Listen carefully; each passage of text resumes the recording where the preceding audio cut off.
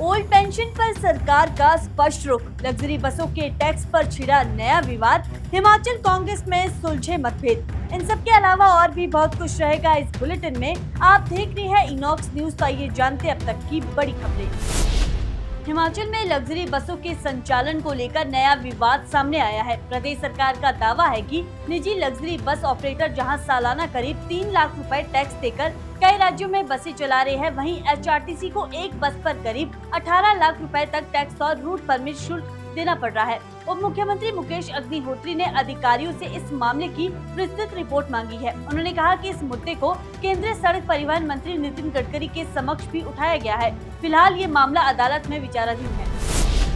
हिमाचल प्रदेश के पूर्व स्वास्थ्य मंत्री और 5 बार के विधायक रहे राजा विजेंद्र सिंह का 80 वर्ष की आयु में दिल्ली में निधन हो गया है। राजा विजेंद्र सिंह वर्ष 1970 से 1993 के बीच 5 बार विधायक चुने गए और रामलाल ठाकुर सरकार में स्वास्थ्य मंत्री के रूप में भी अपनी सेवाएं दी। उन्होंने मुख्य संसदीय सचिव और स्वास्थ्य एवं परिवार कल्याण राज्य मंत्री के पद का दायित्व भी निभाया। वहीं मुख्यमंत्री सुखविंदर सिंह सुक्खू और पूर्व मुख्यमंत्री जयराम ठाकुर ने उनके निधन पर गहरा शोक व्यक्त करते हुए उनके जन सेवा और नालागढ़ क्षेत्र के विकास में दिए गए योगदान को याद किया। पौंग बांध विस्थापितों के पुनर्वास को लेकर हिमाचल हाई कोर्ट ने सख्त रुख अपनाया है। कोर्ट ने राजस्थान के श्री गंगानगर जिला कलेक्टर को तलब करते हुए पूछा कि तय भूमि देने के बजाय विस्थापितों को 600 किलोमीटर दूर जैसलमेर में जमीन क्यों दी जा रही है। मुख्य न्यायाधीश की खंडपीठ ने कहा कि विस्थापितों की तीसरी पीढ़ी अपने अधिकारों के लिए संघर्ष कर रही है। गौरतलब है कि 16,352 पौंग बांध विस्थापितों के पुनर्वास के लिए श्री गंगानगर में भूमि आरक्षित की गई थी, लेकिन अब भी करीब 5,000 विस्थापित पुनर्वास का इंतजार कर रहे हैं। मुख्यमंत्री सुखविंदर सिंह सुक्खू की अध्यक्षता में हुई वित्त विभाग की बैठक में सरकार ने स्पष्ट किया है कि प्रदेश में पुरानी पेंशन योजना जारी रहेगी और नई पेंशन योजना लागू नहीं की जाएगी। मुख्यमंत्री ने कहा कि इस फैसले से राज्य पर कोई अतिरिक्त वित्तीय बोझ नहीं पड़ेगा और कर्मचारियों के हित सरकार की सर्वोच्च प्राथमिकता है।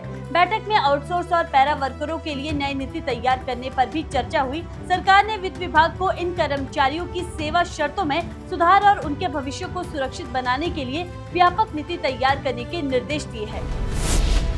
16वें वित्त आयोग के तहत प्रदेश को पहली किस्त के रूप में 240 करोड़ 50 लाख रुपए का अनुदान मिलेगा। इस बार पंचायतों की हिस्सेदारी 70% से बढ़ाकर 80% कर दी गई है, जिससे प्रदेश की 3,758 पंचायतों को पहले से अधिक धनराशि मिलेगी। सरकार का कहना है कि इस राशि का उपयोग पेयजल, स्वच्छता, सड़क, स्ट्रीट लाइट, कचरा प्रबंधन और अन्य बुनियादी सुविधाओं के विकास पर किया जाएगा। साथ ही पंचायतों की बढ़ी हुई हिस्सेदारी को ग्रामीण विकास और स्थानीय स्वशासन को मजबूत करने की दिशा में बड़ा कदम माना जा रहा है।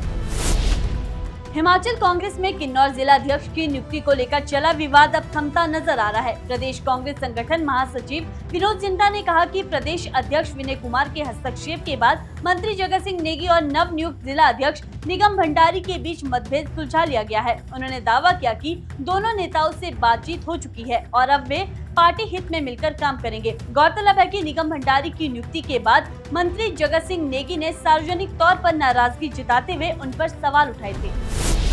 राजधानी शिमला के लोअर बाजार में करीब 50 लाख रुपए के सोने चांदी के आभूषणों की चोरी का पुलिस ने महज 3 दिन में खुलासा कर दिया है। शिमला पुलिस ने तकनीकी जांच, सीसीटीवी फुटेज और साइबर सेल की मदद से पंजाब के पटियाला से 2 महिला आरोपियों को गिरफ्तार कर चोरी किए गए सभी आभूषण बरामद कर लिए हैं। पुलिस के अनुसार 25 जून को खरीदारी के दौरान पीड़ित के बैग से करीब 40 तोला सोना और 250 ग्राम चांदी चोरी की गई थी। वहीं दोनों आरोपी फिलहाल पुलिस रिमांड पर है और मामले की आगे की जांच जारी है।